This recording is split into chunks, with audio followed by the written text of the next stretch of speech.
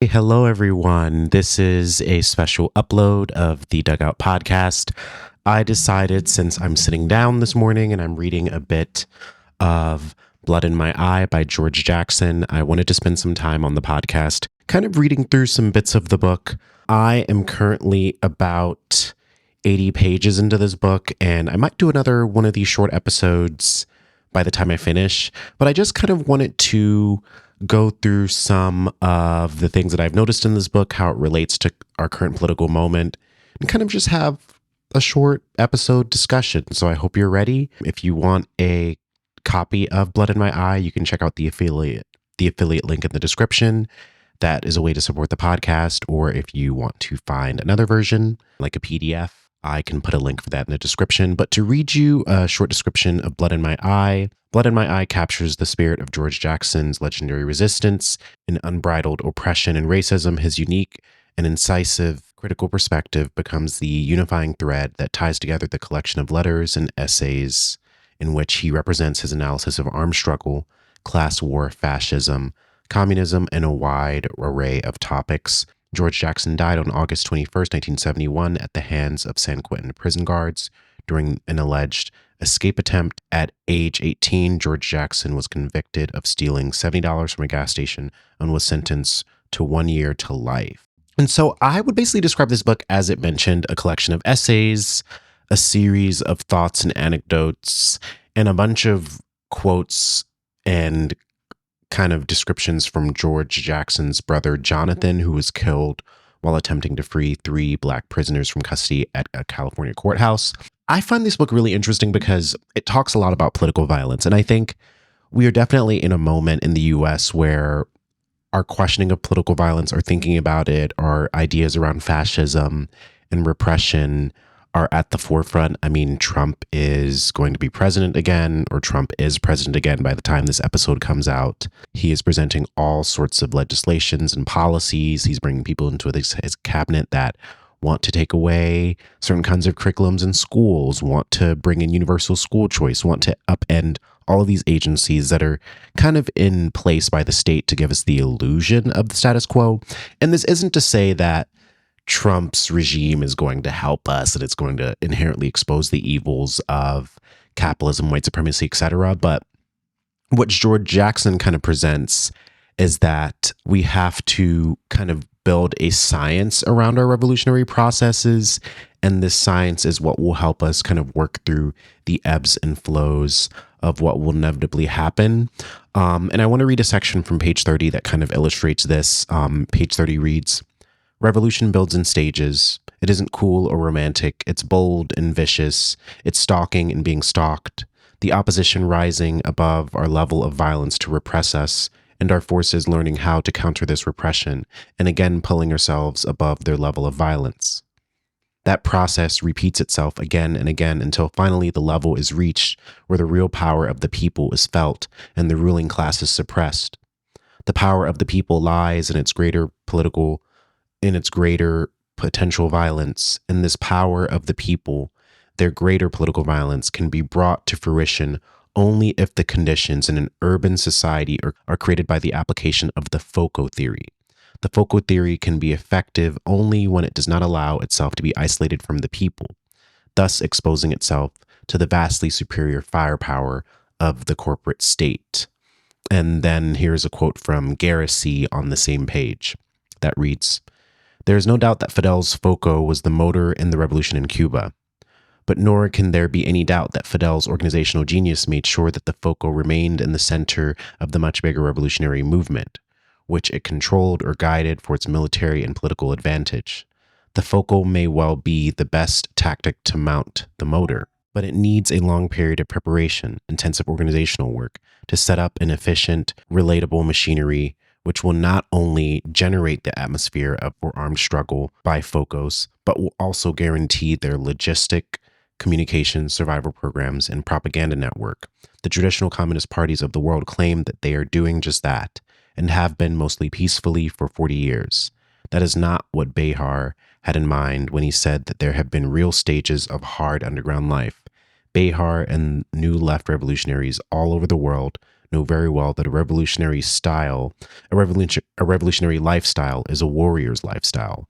By stages, he meant stages of combat, and that is precisely the way in which the revolutionaries can be honed into the kind of organization capable of leading a people's war. And so he very clearly states in this that that FOCO is a kind of theory that came out of the Cuban Revolution and refers to more or less slow building up through guerrilla warfare of a mobile strategic force, which could be the nucleus of the people's army and of a future socialist state. And so to kind of dig into this a little bit more, I think what interests me about guerrilla warfare is that whenever people kind of debate and think about or argue what is a revolution or what is a revolutionary process or what is your idea of a revolutionary process, I always think it's really important to read and reference texts like this and have these kind of frameworks so we can begin to pick and decide what aspects of it make sense to us. In this, a big part of what I'm inspired by that George Jackson talks about is the necessity of having above ground organizations and underground organizations. The above ground organizations might be the organizations that lead the public political events, the readings, the demonstrations, the rallies, the initiatives that are front facing enough and legal enough for the state to not actively target it, even though the state can do whatever it wants. And then for there to be an underground subsect of the revolution that resorts to clandestine or political acts of violence that destabilize certain institutions, modes, processes, ways of living and operating under a capitalist society. And I think one of the most interesting things in here that he talks about is how repression is an inevitable part of any revolutionary process and how repression is something that we kind of have to face and understand and not be afraid of in order to do the work that is necessary.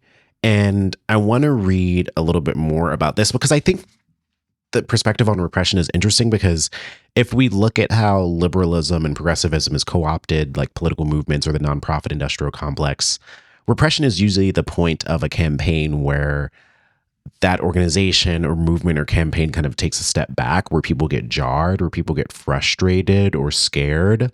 And to demand a political process that allows people to confront and circumvent and to continue to organize, even despite repression, I think is where movements begin to gain a very deep revolutionary edge. Because if you're against repression, you're against people getting arrested at protests, you're against state surveillance, you're against carcerality, you're against all of the narratives and logics that lead people to follow illegal or more innocent kind of framework when trying to enact change.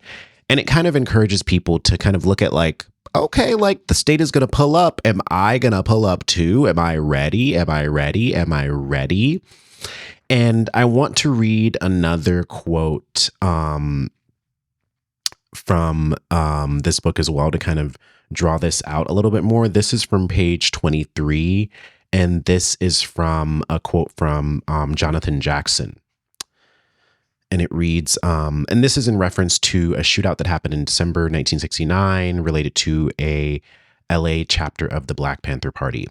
And Jonathan Jackson reads, "Have you grasped the significance of the backlash? It has stung the fascist. People are in foment, all of them, the people are in foment, all of them, of all persuasion. They don't dig midnight or dawn raiding parties, bullets with steel jackets, cowardly pigs perched upon their roofs. The same gas is manufactured for use against the Vietnamese liberators, back in their faces, repression. Do you see the effect that it has on the uncommitted? Comrade, repression exposes. By drawing violence from the beast, the Vanguard Party is demonstrating for the world to examine just exactly what terms their rule is predicated on. Their power to organize violence or acquiesce."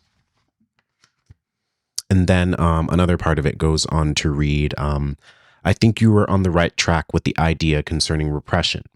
It is and has to be a part of the revolutionary process, a necessary stage in the development of a revolutionary consciousness. The situation being as it is, as it was and is, the Black experience is what I'm referring to here. The milder Lynch example type repression is accepted by us as a necessary part of life.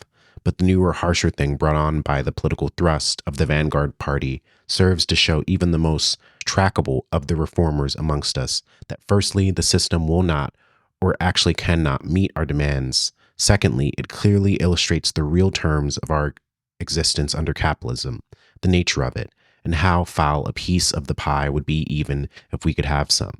Our fundamental problem maintains the survival of the vanguard party, and I mean in good form. We must think to the righteous fielding of a clandestine army. So there's a lot of things in here. There's a lot of things.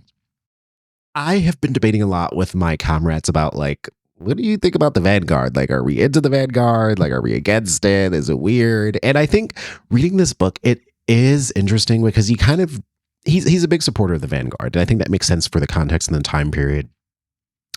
And it's interesting because in some ways I read this text as saying, oh, the vanguard is a political kind of force within a certain kind of class that enacts political violence or political action in order to destabilize the state, change our relationship to class, redistribute resources. But in another sense, what this is saying is that the vanguard is kind of there to enact political violence or the political thrust that then the state reacts to. And then the vanguard should also be building out structures in place that help us oppose repression. And this repression angle, I think, is so interesting and might be against what a lot of people believe and think today. And I'm not even sure what I think of it. I find it interesting. I do think it is important to state that repression is an inevitable part of our political reality. But I think to view repression as what the state always does when we are posing a threat to them, I don't think that assumption is necessarily fair or makes sense. I think there's just a lot that contradicts that in our present reality. I mean, sometimes the state, as we know it now, really picks people who are examples who might be doing political action that can be flashy, but it's political action that might not be changing certain material conditions. But then that political action might also be exposing or giving people a vision of a new way of operating. So then is it changing some of our material conditions? And so I don't know, the repression angle I think is so interesting. And I pose this to audience members of the podcast. Like, do you agree with this idea that vanguard resistance leads to repression and repression becomes like a clarifying violence enacted by the state for the masses? Or is it more complicated? Is it something that shouldn't just be brought on by the vanguard? And it's so interesting to me because on some levels, I do think the state reacts, but I don't think we can say that them reacting is like the ultimate sign of whether or not they like know what they're doing or that we're on the right path. And so it is interesting. And I really don't know what to think about that part. But there was another part that I wanted to share. I found this part to be interesting. And this is kind of in line with like how George Jackson kind of situates political violence in different ways and through different forms of language. And this is on page 59. In George Jackson, it reads, "In fact, urban people's guerrilla warfare may prove to be an even more effective tool than the classical type.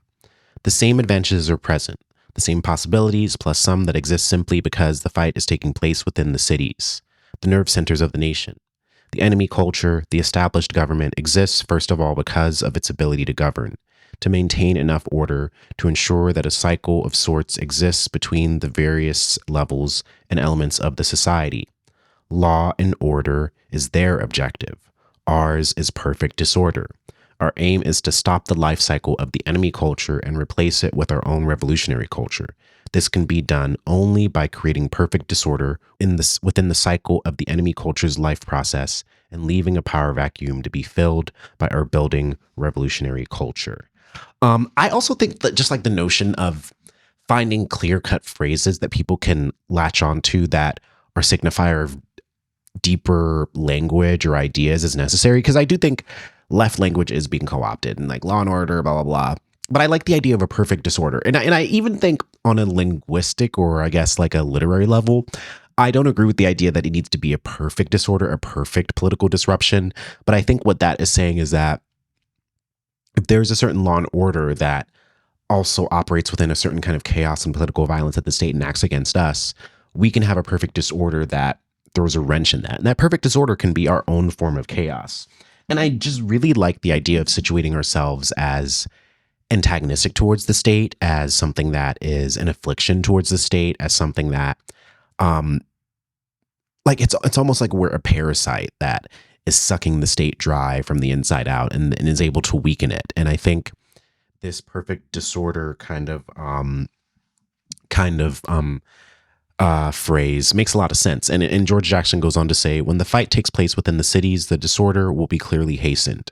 There will have an immediate effect on the consciousness of the bulk of the population and will strain the relationship between the government and governed to the utmost. If the life of the manufacturing city is to be stopped, it is clear that the normal processes at least will be slowed by a convoy of establishment trucks, tanks, or troops simply moving in the city's arteries where commercial convoys should be moving.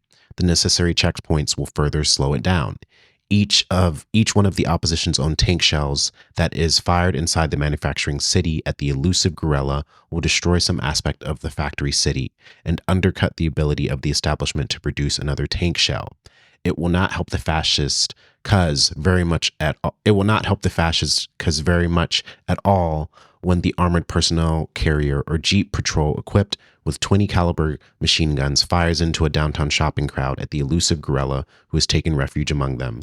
The people will just not understand. And so even in this perfect disorder, he's talking about how this perfect disorder can operate in a guerrilla setting, how guerrillas or revolutionaries will hide amongst infrastructure that is vital towards the processes or operations of the state.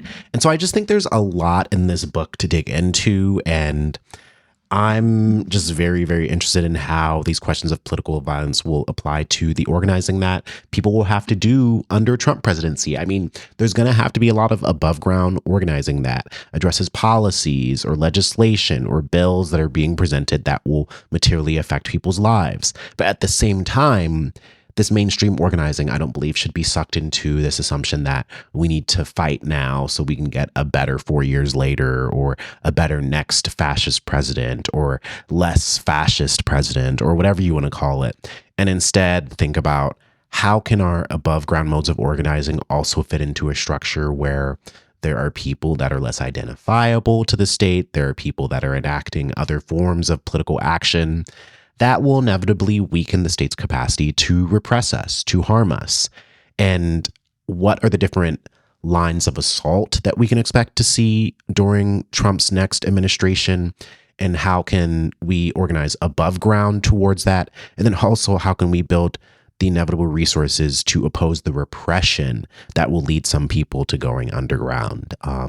So that's all I wanted to just talk about today. I really hope you got something out of this episode. Maybe it'll get you into considering reading Blood in My Eye. There's going to be a lot of other episodes coming out in the first few months of 2025 for this podcast for season 2 that I think will be a good kind of pairing episode for this one. There's going to be a great Jamal Joseph episode, a bunch of other interviews, and we're definitely going to be publishing a lot during Black History Month.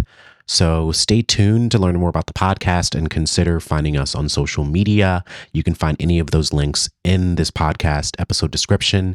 And if you listen to this podcast on any platform, please consider reviewing us, rating us, helping us climb the charts. We really enjoy talking about Black anarchism and politics, and we just want this to have as much reach as we can. So thank you for listening, and stay tuned for the next update in this Dugout reading series with Blood in My Eye by George Jackson.